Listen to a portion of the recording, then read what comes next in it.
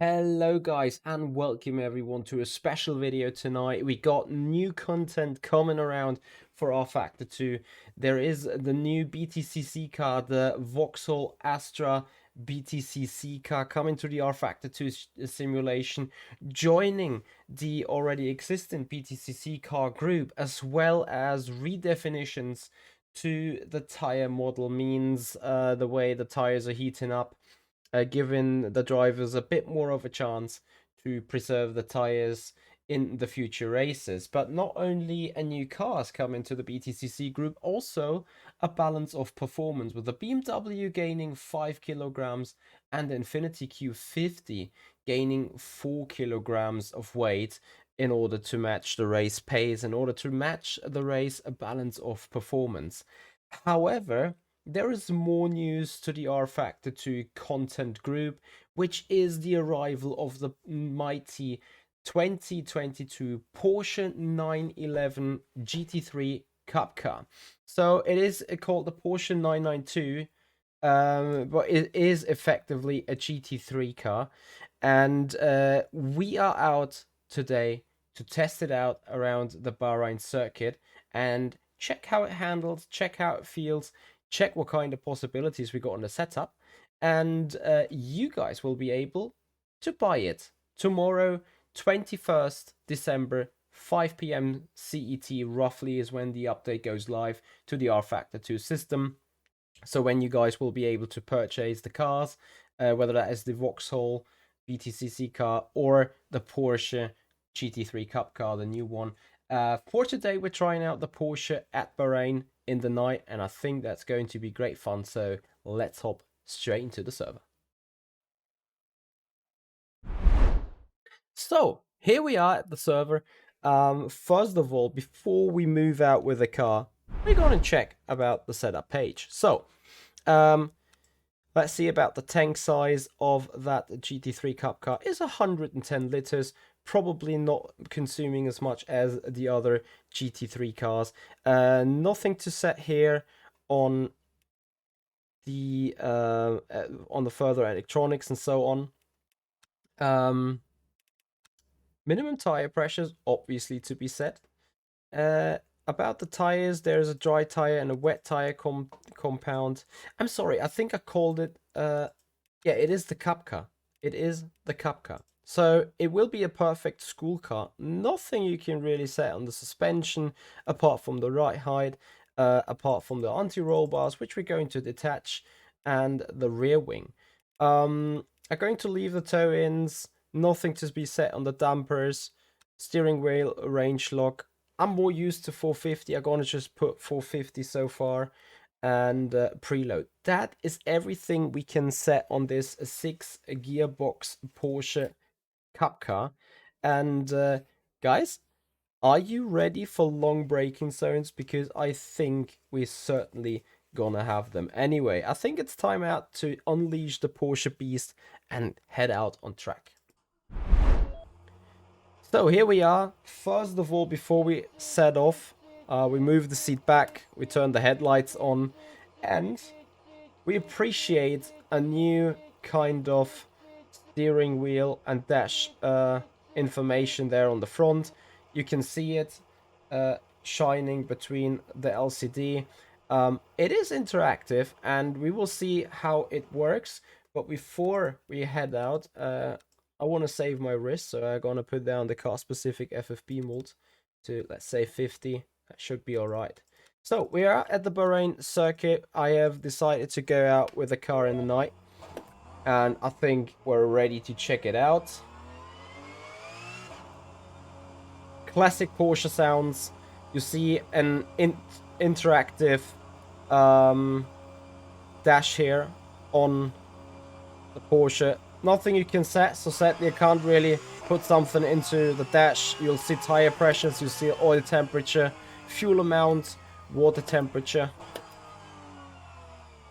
And the Porsche, that usually understeers really nice. There you go, understeer galore, as much as you can see. Bear with me. Need to pull that window away.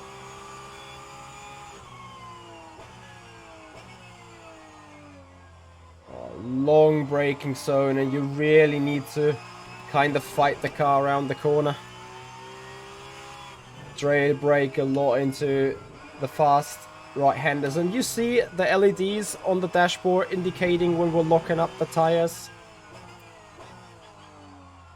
Yes, nicely around the hairpin. No traction control, no ABS whatsoever. Oh dear, oh dear, oh. Just make it around there. Lovely Porsche sound.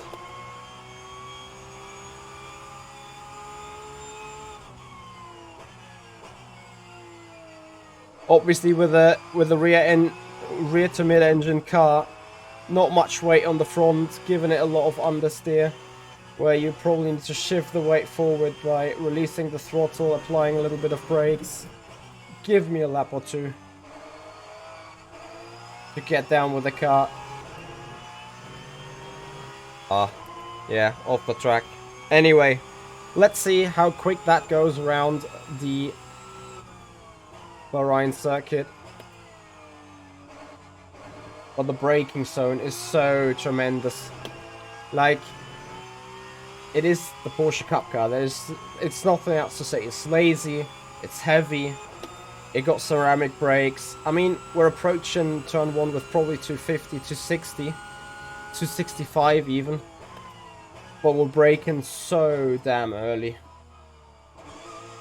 in order to make around the turn, probably second gear corner. We're waiting on the car to rotate, and track limits, of course it is.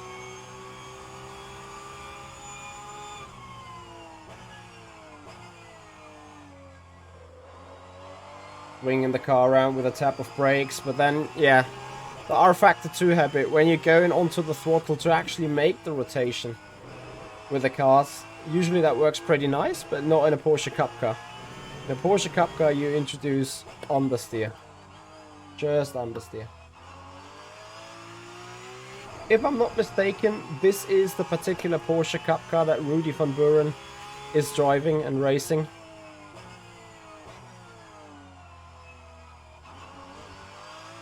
And I hope there is coming some competition with this beast, because it is a very, very good school car.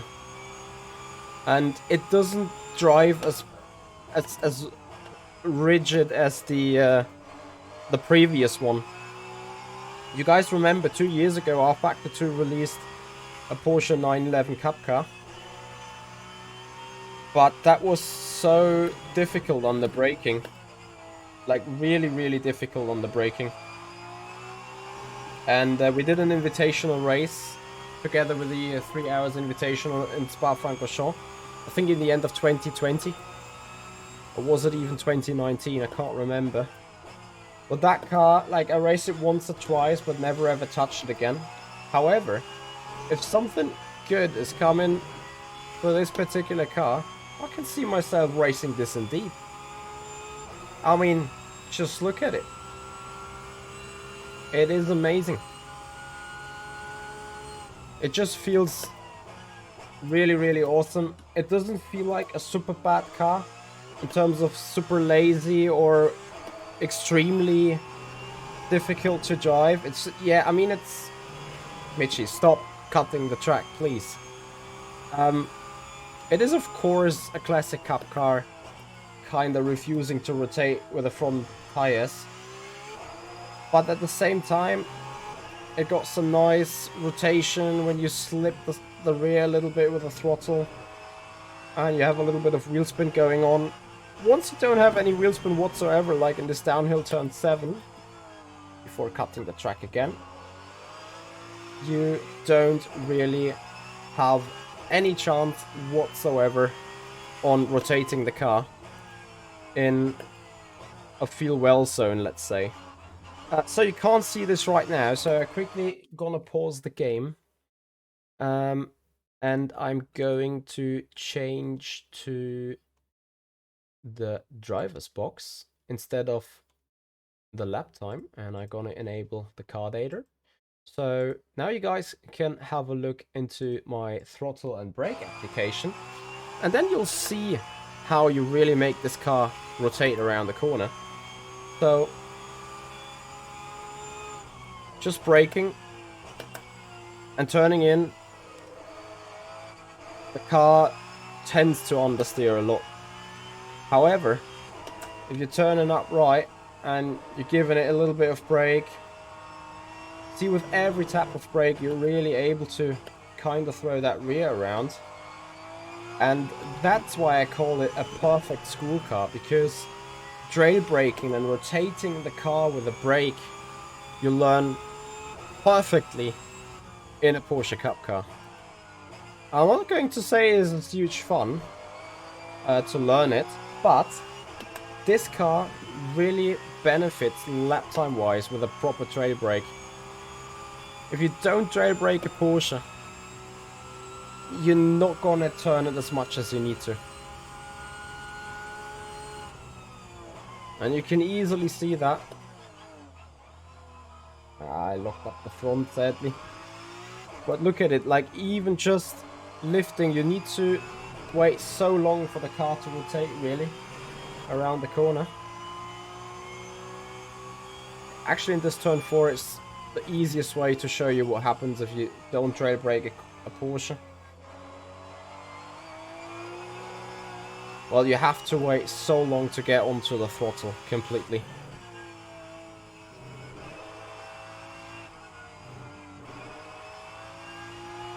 Here, no rotation with the rear whatsoever, but you keep the brake attached really, really long into the apex. Way longer than you would with an LMP2.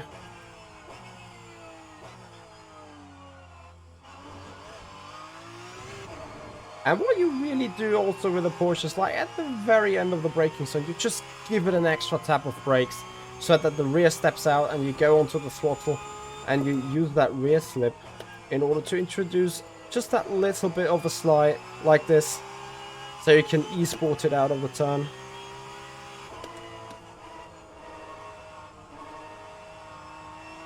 Fifth protection as well.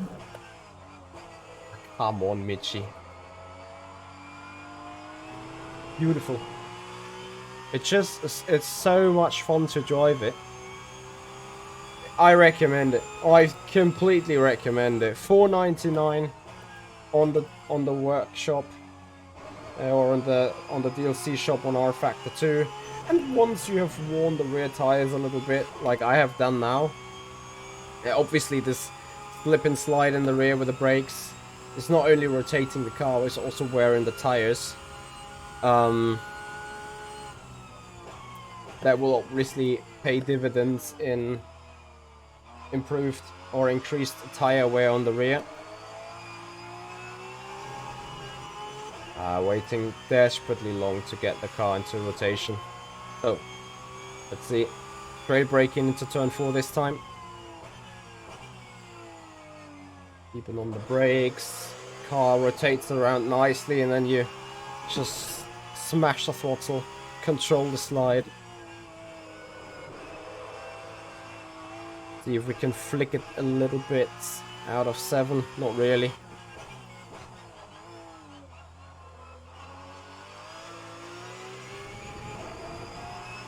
Amazing. The force feedback is so good. You know exactly what the car is doing.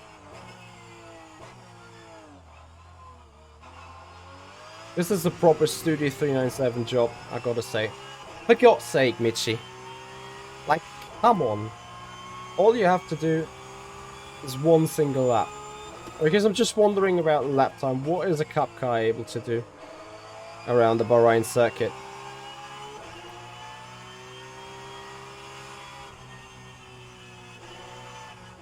See if it has a flasher. Yes, it has a flasher. Well, the lap time's done already anyway.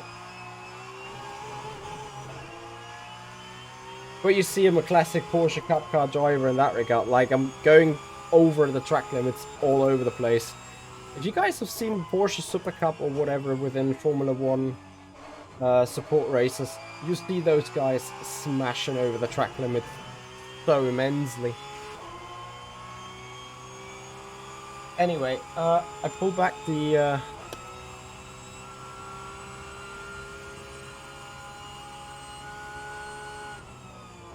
dash.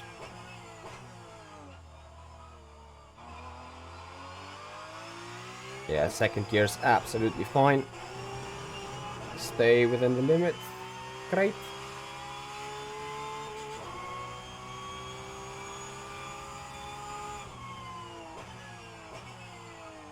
Amazing sound. Really, really amazing sound. And so much fun driving it.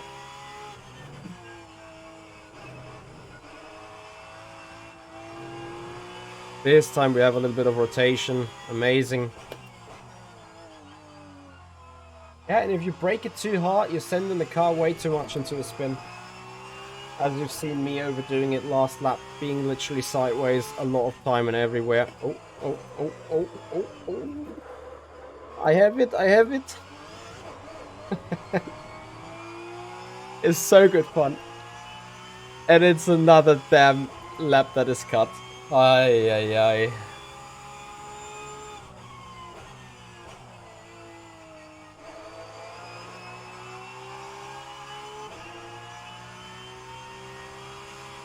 Okay, like, I'm really trying to focus to put in a lap now.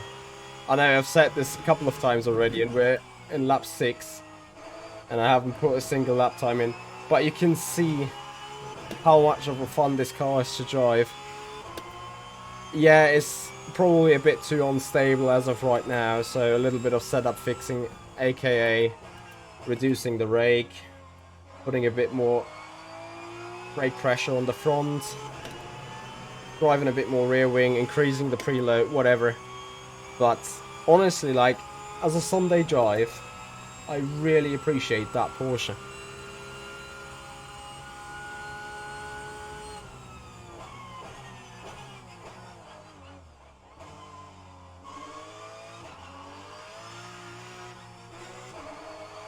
I just broke way too late into turn 1. Having a little bit of flat spots, to be honest. But it's good fun. So great fun. I wanted to do like a 20-minute video, roughly. But like, you can drift it. I'm not sure if it's designed to drift it like that, but the pure fun, the pure heart control that you can have, that you can enjoy while racing a car on rFactor 2 is just so great. Look at it. It is not like overly bad rolling in the rear end. Yes, it is rolling in the rear end if you overdrive it, but you can really, really nicely control it.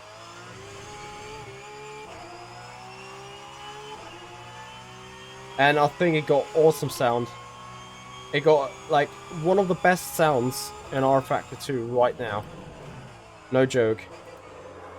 I'm not going to make this a counting lap again, or what? Well, it will count, but it will be bad. Okay, it's not counting. That is a single player feature, by the way. No matter how little you are cutting a track, it keeps evaluating and it will give you the cut regardless. That is a... well, I'm not sure if it's intended, but that's what happens in the offline mode. On the fuel consumption, of course, we have been heavy right now, but it got a fuel tank for roughly 37 laps. 35 laps. 36 laps, there or thereabouts.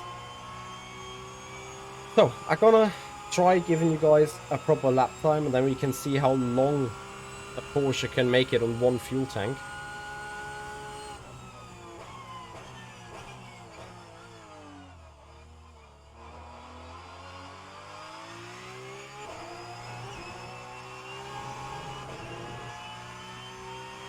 You can also see how soft that car is, like how it rolls left and right.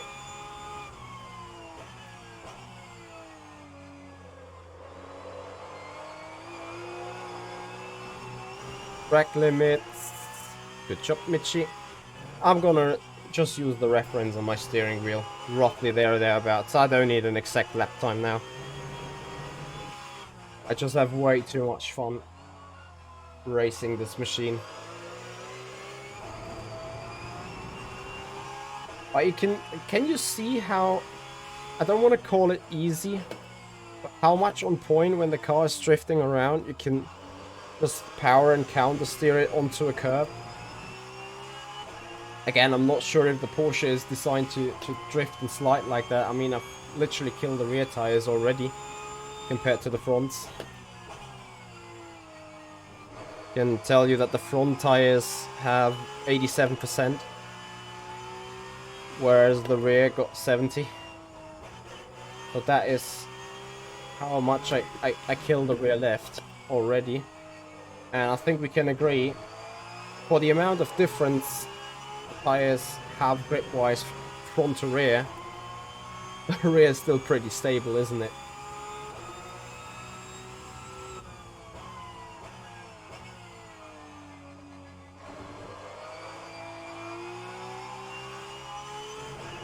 So much fun. And I know a lot of guys are hyped about this car. And quite rightly so. To be fair. Damn it, I forgot to look about the lap time. So I need to do a proper one. Finally.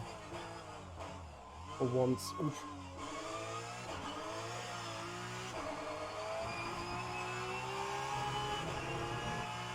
Yeah, now the rear end is starting to roll a bit more badly, but I'm gonna be fine. Not too aggressive into turn 4, and then it's good.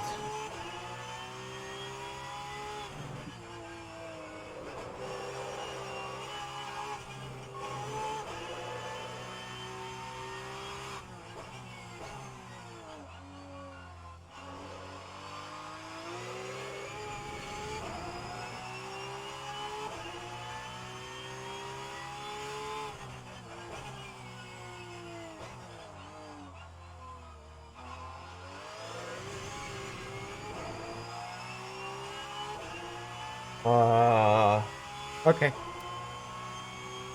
This time I will remember though. Look how this machine is reacting to a curb. Yes, what a power slide. So good.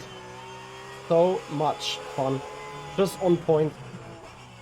You can be in a drift, but you can on point master it as you need it.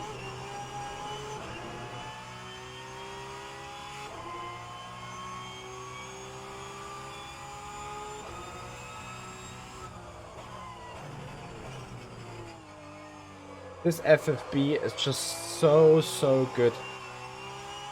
You see what I mean? Like, you can drive it as a rally car. I'm not saying it is quick. It is a 202 something. So this car can make up to 70 minutes of driving. But it's just so good. You just flick it around. Ah, didn't even rotate, to my surprise.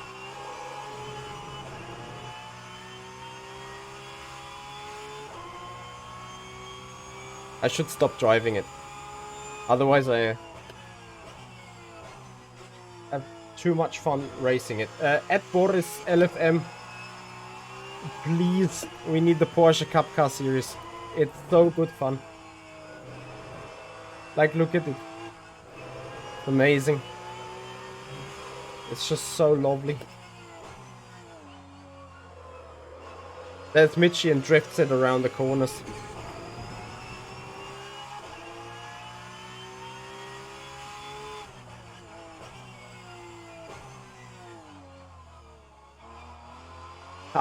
I waited for the rear to come, but, well, you actually need to turn and jailbreak, otherwise the car doesn't rotate. Otherwise it just locks the front.